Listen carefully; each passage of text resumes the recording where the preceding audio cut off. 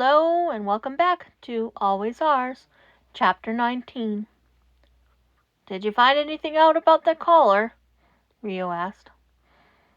Only the bare minimum, Nemuri said, arms folded. The case files say they were designed as a torture device for unruly heteromorphs. Removal is difficult, sometimes lethal. One of the collars exploded when someone tried to take it off. That's why Netsu got the case in the first place. So, does that mean we can't or shouldn't involve Majima? Hisashi piped up, re-edging his usual brightness. No, Aizawa drawled. It means we should look at other measures first.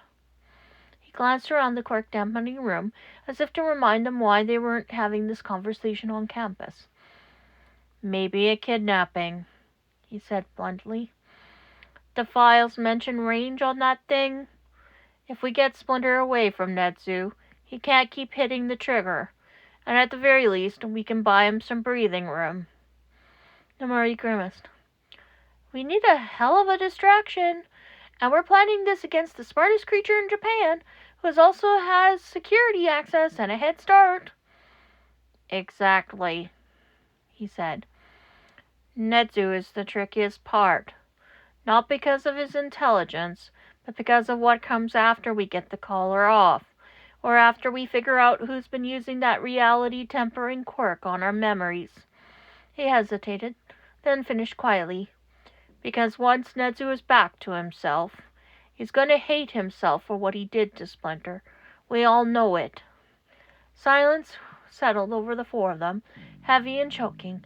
No one rushed to disagree, because none of them could. Netsu stared at the tea on his desk, paused, trembling slightly. When did I start adding sedatives? The thought surfaced like a drowning man breaking water, sharp and horrifying. He looked at the small vial tucked into his desk drawer, the one he didn't remember purchasing, but somehow knew exactly how to dose. I'm hurting him. I know I'm hurting him. Why can't I stop? But then the feeling shifted, warm, justified, protective. He needs to rest. He's been so stressed. This is helping him. This is caring for him. This is what husbands do. The horror tried to claw its way back up. Just for a moment, Netsu saw himself clearly, saw the monster he was becoming, the torture device around Splinter's throat, the drug compliance in those brown eyes. This is wrong. This is wrong. This is wrong. Then the warmth returned, drowning out everything else. Mine. He's mine. I'm protecting him. No one else understands what we have. His paw reached for the vial automatically, measuring out another dose for the tea with practiced precision. Stop! Stop! Please! Someone stop me! But no one could hear that tiny, screaming part of him that was still Netsu. The rest was something else entirely. The question is timing, Ryo said. When can we get him away from Netsu long enough to matter? The summer training camp, Aizawa said flatly. Netsu's pushing it forward, and he specifically said Splinter won't be attending. That means Splinter will be alone in that penthouse for 2 weeks.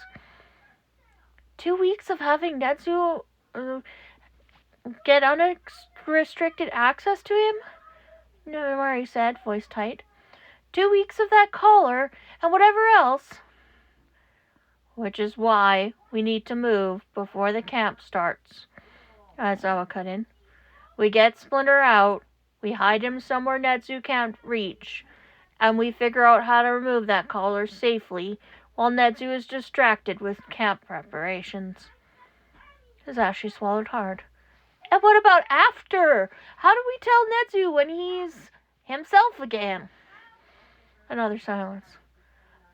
The truth, Ryo said quietly, that he was controlled by a quirk, that none of this was his fault. He won't believe that, Aizawa said. I know him. He'll see the collar, and he'll blame himself anyway. Then we deal with it when it happens, Nemuri said firmly. Right now, we have to focus on getting Splinter away from him before it's too late. If it wasn't already. Toshinori was upset. First, he had been late to the USJ and had to hear about how his fellow teacher had taken down the Nomu in a vicious, desperate fight. Then he had been useless in Hosu, forced to wait while his students faced deadly danger. Now he could not stop turning one question over and over in his head. What was he going to do about Izuku? He did not want to believe that Izuku could be a villain. He did not want to think that the boy was some plant of all for once. And yet, Mirai and Tsuruhiko had sat across from him and calmly told him he might have handed one for all to the enemy. He tried to talk to Hound Dog, only to be told the counselor was busy with an investigation. No one would look him in the eye and explain what he'd missed at the staff meeting he'd been excluded from. The summer camp plan felt more and more like a trap, and now Netsu had called him to the office. He almost turned away when he saw Sasaki Mirai leaving, face tight and distant. Something in that look made Toshinori's stomach twist. He kept going. The door was open.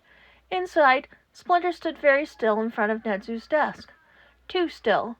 As Toshinori stepped closer, he saw the glassy sheen over Splinter's brown eyes, the faint drag to his posture, the way his paws hung loosely at his side.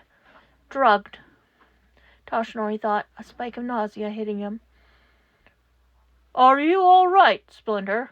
he asked. For a moment there was clarity. His eyes focused on him. His paws trembled, then moved, deliberate, shaking, 2 claws raised on one paw, one on the other, then a mimed motion, writing against his own palm. 2, 1, right. Toshinori's breath caught. Before he could respond, a spasm rippled through Splinter's body. He lurched, knees buckling. Toshinori moved on instinct, catching him around the waist. As he did, something at Splinter's throat caught the light. Silver. A band, flush to the fur. No. The moment shattered when Netsu cleared his throat. Toshinori became suddenly acutely aware of his arm around Splinter's waist. Under his hand, the tension bled out of the other teacher's body, not in relief, but in forced slackness. The clarity in his eyes drained away, leaving them glazed again. Toshinori was very afraid. He thought he knew what that flash of silver was, but why would Splinter be wearing one? And why had Mirai walked past without saying a word? "You can let go of my husband now, Toshinori," Netsu said pleasantly. "Thank you for catching him. He's been so very tired this morning." Toshinori swallowed back the urge to rip the thing off Splinter's throat and demand why in the hell Netsu was standing there calmly while his husband wore a control collar. "You wanted to see me, sir?" he managed instead, forcing his arm to fall back to his side. He tried not to stare at Splinter's paws as they went still again. "Yes." Netsu folded his paws on the desk. "Splinter has not been feeling well, and since you and Mirai are both so insistent that we move the summer camp forward, I would not want my beloved so far from me when he is so unwell. I'm sure you understand." "Of course, sir," Toshinori said mechanically. "Excellent." Netsu's smile widened. "Well, I suppose you should both be off to class then. Have a good day, my dear." Splinter did not move toward the door. He remained where he was, eyes glassy, shoulders slightly hunched. "Oh dear," Netsu said lightly. "Toshinori, would you be so kind to tell Aizawa he'll have to take my beloved's place for classes? Splinter doesn't seem himself." "No, he isn't," Toshinori thought, bile burning his throat. He didn't want to leave Splinter there. Everything in him rebelled at the idea of walking away. But he also knew that if he tried anything now, with no plan and no allies, he'd make things far worse. So he did the only thing he could do in that moment. He turned to Splinter, met those glassy eyes, willing his own voice to be steady. "I'll tell Aizawa," he said, "and I'll find a way to help you," he added quietly. For just a heartbeat, something flickered behind Splinter's gaze. A tiny spark, quickly smothered. Toshinori stepped out into the hallway, every instinct screaming. He had seen enough to know this. Splinter was in a cage, and Toshinori Yagi did not intend to leave him there. And that's the end of that chapter.